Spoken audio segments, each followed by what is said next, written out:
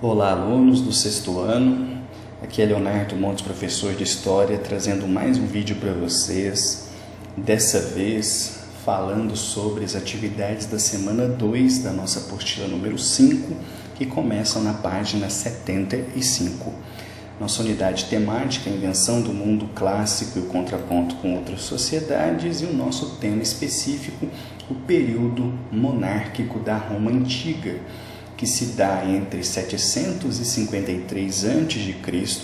a 509 a.C., portanto, mais de 2.500 anos atrás. É muito tempo isso, né? Bom, mas de agora em diante, até o fim da vida de vocês, vocês vão ouvir falar em Roma, vão ouvir falar dos romanos, vão ouvir falar da força desse povo, força militar, força econômica, força cultural, porque realmente foi um povo que marcou a humanidade. Então, é muito interessante e importante nós conhecermos a história desse povo. Bom, vamos lá. Toda vez que vocês ouvirem falar em monarquia ou período monárquico, se está falando do quê? De um governo centrado na figura de um rei. Veja, nós vivemos no Brasil. O Brasil não tem rei, mas o Brasil já teve.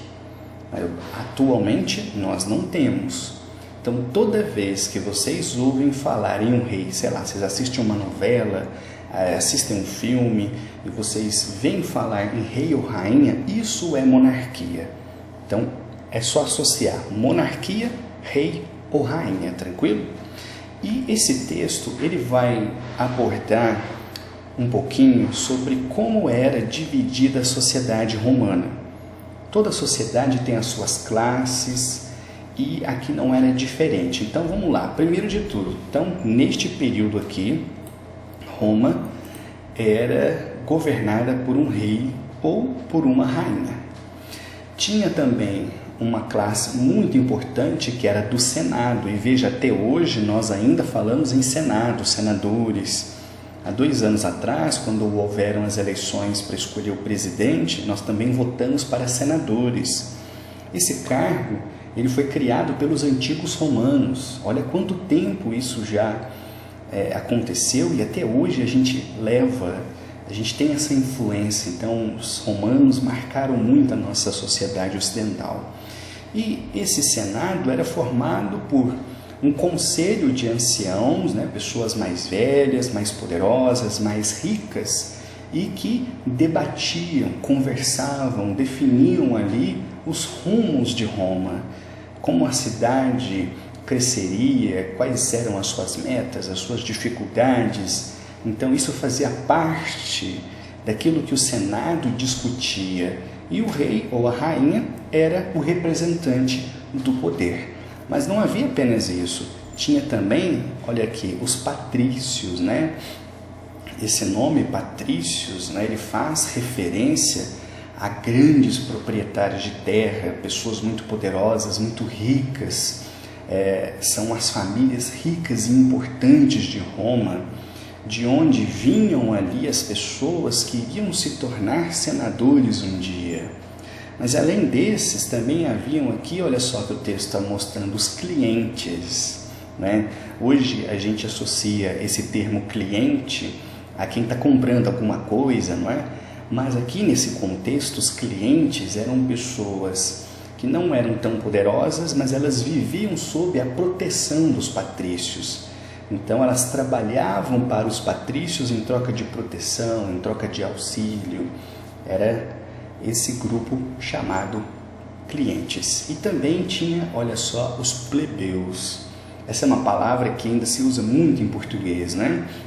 Os plebeus eram as pessoas pobres da sociedade, que não tinham terras, não tinham poder político, não tinham dinheiro, e que muitas vezes trabalhavam por conta própria, se tornavam comerciantes, prestavam serviços, trocavam mercadorias, e que em tempos de guerra eram chamados a serem soldados. E por fim, o nível mais baixo da sociedade romana, olha só, os escravos. Mas vejam bem, Quando a gente estuda a respeito de escravidão, a gente tem que considerar que escravidão é uma coisa que existe na humanidade há muito tempo e que passa por vários povos e que tem características diferentes de culturas para outras culturas. Aqui no Brasil, quando se fala em escravidão, se está falando da escravidão do negro. Aqui no contexto romano, não tem nada a ver com isso, não tem nada a ver com a cor de pele, não tem nada a ver com a África, tem a ver com a condição social ou condição de guerra. Ou seja, quando os romanos faziam guerra com outros povos e derrotavam, por exemplo, aquelas pessoas eram apreendidas e eram tornadas escravas, porque elas foram vítimas de guerra. Ou, por exemplo, se um romano tivesse uma dívida muito grande e não conseguisse pagar essa dívida, então ele poderia ser tomado como um escravo, já que ele não teve condições de honrar a sua dívida. Então não tem nada a ver com a cor de pele ou com o que aconteceu aqui no Brasil, ok? Então, leiam esse texto, é um texto muito curtinho, muito interessante e que vai trazer alguns detalhes para vocês. Olha só, um outro destaque a respeito da cloaca máxima, né? É uma palavra estranha quando você ouve assim, mas na verdade isso era um sistema de esgoto. Olha, até hoje no Brasil nós temos cidades que não possuem esgoto ou que o esgoto é a céu aberto. A gente costuma dizer cidades onde não há saneamento básico.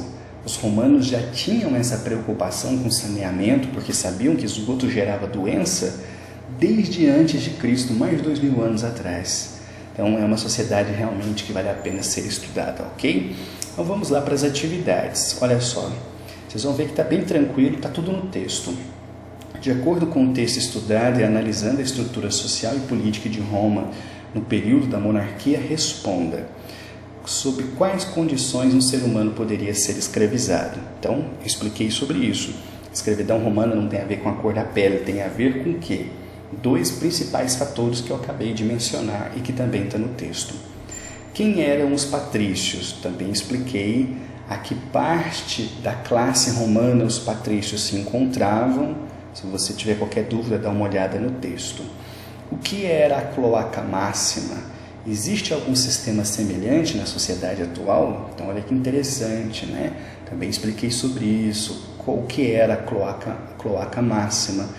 A sua importância, e até hoje a gente precisa refletir sobre isso, né?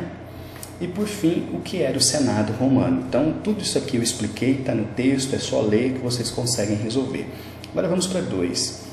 Ainda analisando a estrutura social e política da Roma monárquica, identifique qual grupo social cada característica descrita abaixo representa.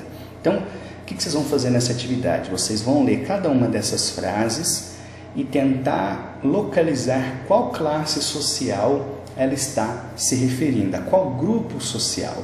Então, por exemplo, os romanos livres, sem posse de terras e grande poder aquisitivo, eram ligados aos poderosos e tinham a sua proteção. Eu mencionei isso, né? Qual era o grupo que não tinha terra, não tinha riqueza, mas que trabalhavam para os patrícios, vou dar uma dica, em troca de proteção. Está no texto. A próxima. Grandes proprietários de terras e com grande poder aquisitivo, geralmente ocupavam os cargos mais poderosos, como o Senado e a coroa romana.